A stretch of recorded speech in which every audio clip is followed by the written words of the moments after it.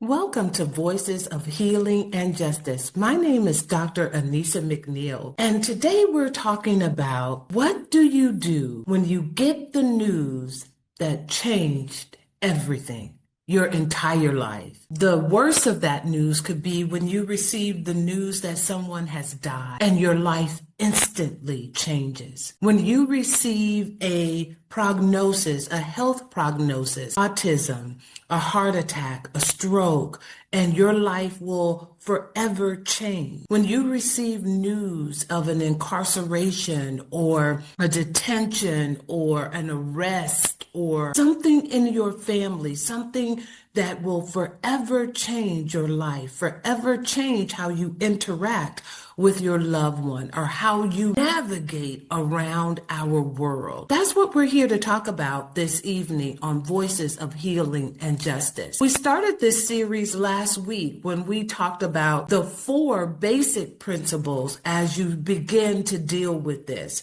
The first one is to pause. Take a pause. Don't immediately react. The second one is to name how you feel, to really step into this and name. I feel angry. I feel anxious. I feel sad. You want to name how you feel.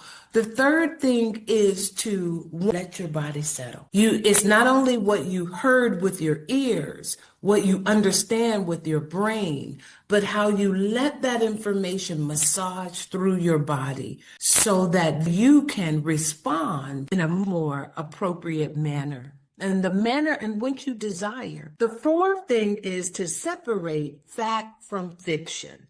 You want to start with a list of, this is what I know. The person said, this is what happened. The situation is. The next list is, this is what I am assuming. What are you assuming? Everybody thinks. That's also an assumption. This will always happen to me. That's all an assumption. So you want to help separate facts from fiction. The fifth thing, and what we're going to talk about in depth tonight, is to decide what you need. If you get any information that shifts your life, that immediately changes your life, you must decide what you need. After you separate fact from fiction, sit down and decide what you need. These are all things that we want you to think about, to ask yourself as you decide what you need. Do you need comfort? Do you need information? Do you need time? Do you need to take an action? Do you need to have a difficult conversation? Okay. After you decide what you need, and you can need multiple of things. Does that make sense? It's not an either or.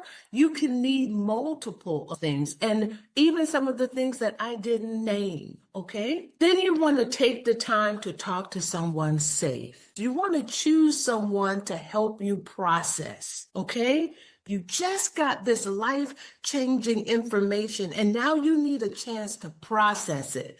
That's not someone who will respond immediately and intensely to the situation. You might say, I received some information today. I need some time to process. You don't need a solution yet. Will you hear me out? Does that make sense? So you want to set up the conversation so that the person can hear you out, so that the person can help you process what you heard. So then you can easily separate fact from fiction, and you can process what you heard. The seventh thing to this is to give yourself time to find meaning. When you receive some immediate information that shifts your life, you can't immediately say, this is what I learned from that. Sometimes, most of the time, not. Most of the time, this information is going to come to you as you live with it and you massage it through.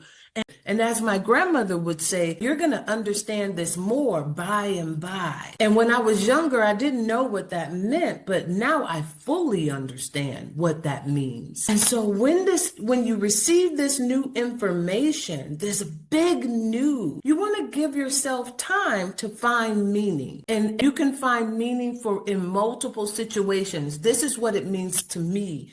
This is what it means for my family. This is what it means in a school environment. This is what it means in our home environment. You've got to find that meaning. Big news often makes changes on how we see a situation.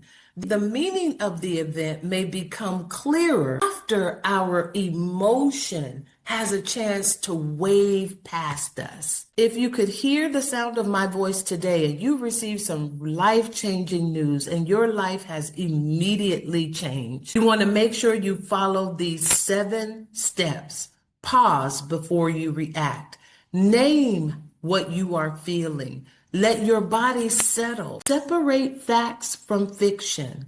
Decide what you need. Talk to someone safe, and then give yourself time before you find meaning. But if you need more support, please do not hesitate to reach out to our clinic. Our information is below. Thank you so much for joining me on Voices of Healing and Justice. My name is